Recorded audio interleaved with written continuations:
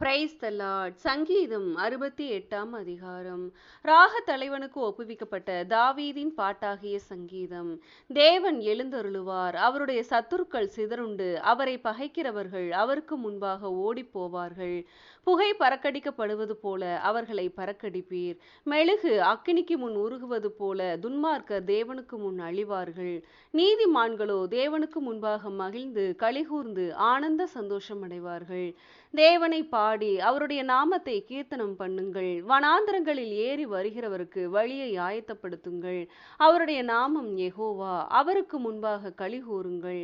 தம்முடைய பரிசுத்த வாசஸ்தலத்தில் இருக்கிற தேவன் திக்கற்ற பிள்ளைகளுக்கு தகப்பனும் விதவைகளுக்கு நியாயம் விசாரிக்கிறவருமாய் இருக்கிறார்.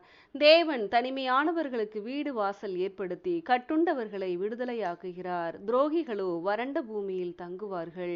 தேவனே, நீர் உம்முடைய ஜனங்களுக்கு முன்னே சென்று அவாந்தர வெளியிலே நடந்து வருகையில் சேலா, பூமி அதிர்ந்தது. தேவனாகிய உமக்கு முன்பாக வானமும் பொழிந்தது. இஸ்ரவேலின் தேவனாய் இருக்கிற தேவனுக்கு முன்பாகவே இந்த சீனாய் மலையும் அசைந்தது. தேவனே, சம்பூர்ண மழையை பெய்ய பண்ணுவீர். இளைத்து போன உமது சுதந்திரத்தை திடப்படுத்தினீர். உம்முடைய மந்தை அதிலே தங்கி இருந்தது. தேவனே, உம்முடைய தயையினாலே ஏழைகளை பராமரிக்கிறீர். ஆண்டவர் வசனம் தந்தார், அதை பிரசித்தப்படுத்துகிறவர்களின் கூட்டம் மிகுதி. சேனைகளின் ராஜாக்கள் தத்தளித்து ஓடினார்கள். வீட்டில் இருந்த ஸ்திரீயானவள் கொள்ளை பொருளை பங்கிட்டாள். நீங்கள் அடுப்பினடியில் கிடந்தவர்களாய் இருந்தாலும் வெள்ளியால் அலங்கரிக்கப்பட்ட புறா சிறகுகள் போலவும் பசும்பொன் நிறமாகிய அதன் இறகுகளின் சாயலாகவும் இருப்பீர்கள். சர்வ வல்லவர் அதில் ராஜாக்களை சிதறடித்த போது அது சல்மோன் மலையின் உறைந்த மலை போல் வெண்மையாயிற்று.